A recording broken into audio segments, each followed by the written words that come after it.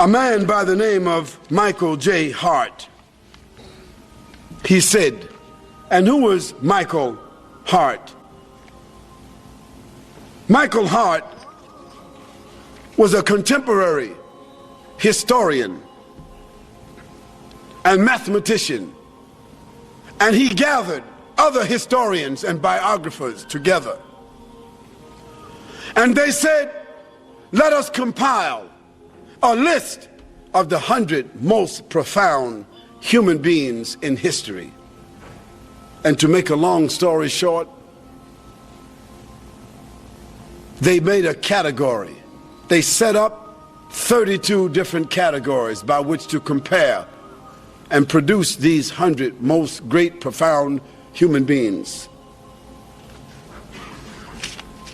And let me tell you what Michael J. Hart said. He said that Muhammad sallallahu alaihi wasallam, he placed him at the head of his list, and those with him could not dispute it because categorically he earned that position. And Michael J. Hart said, I would have liked to choose Jesus Christ because I'm a Christian. But there were several categories that honestly I could not choose him, because Jesus Christ was not a father. Muhammad, he was. Jesus Christ was not a husband. Muhammad, he was. Jesus Christ was not a statesman. Muhammad, he was. Jesus Christ was not a warrior. Muhammad, he was. And Jesus Christ was not a ruler. Muhammad, he was. And so Michael J. Hart and his other collaborators, they said, the greatest human being that has impacted history and all annals of documented history, it had to be Muhammad sallallahu alaihi wasallam. And that statement you will find it in the archives of the Time magazine,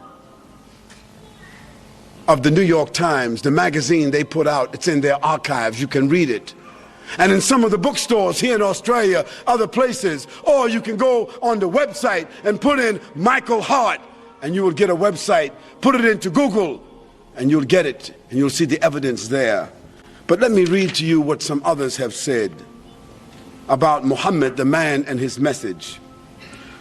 George Bernard Shaw said, if a man like Muhammad sallallahu alaihi wasallam were to assume the dictatorship and rulership of the modern world, he would succeed in solving its problems that would bring it much needed peace and happiness.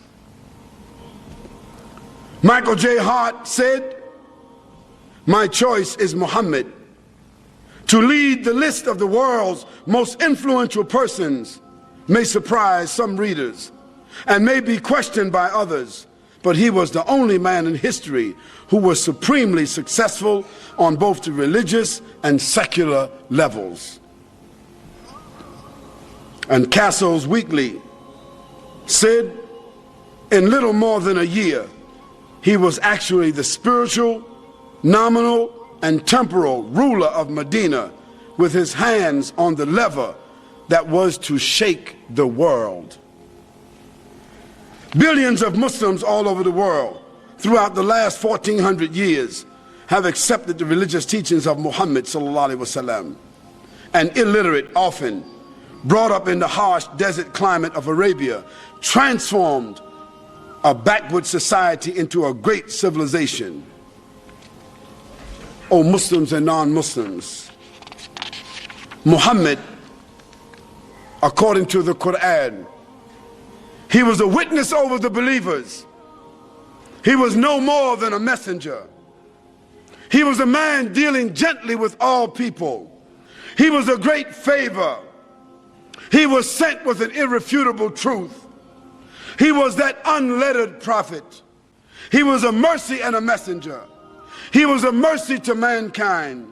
He was a witness over the believers, and the believers a witness over mankind. He was a mercy to the world. He was the best example to follow. He was the last prophet of mankind. He was sent to all the mankind and the jinn.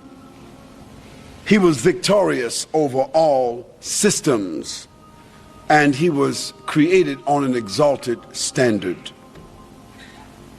O Muslims and non-Muslims, there's not a person in the whole of history that can compare with Muhammad sallallahu alaihi wasallam. Not a Confucius, not Gautama Buddha, not Alexander the Great, not Bonaparte Napoleon, not Julius Caesar, nor Constantine, not Mahatma Gandhi, not King Richard or King Ferdinand, not Winston Churchill, not Charles Darwin, not Mao Zedong, nor Deng Xiaoping, nor Karl Marx, not Albert Einstein, not Martin Luther or Martin Luther King Jr., not George Washington, not John F. Kennedy, and certainly not Bill Clinton. Not Tony Blair, nor John Howard, nor George Bush Sr. or George Bush Jr. Not you, not me, not our parents, nor our grandparents, nor any of our ancestors can match this man Muhammad sallallahu alaihi wasallam. You.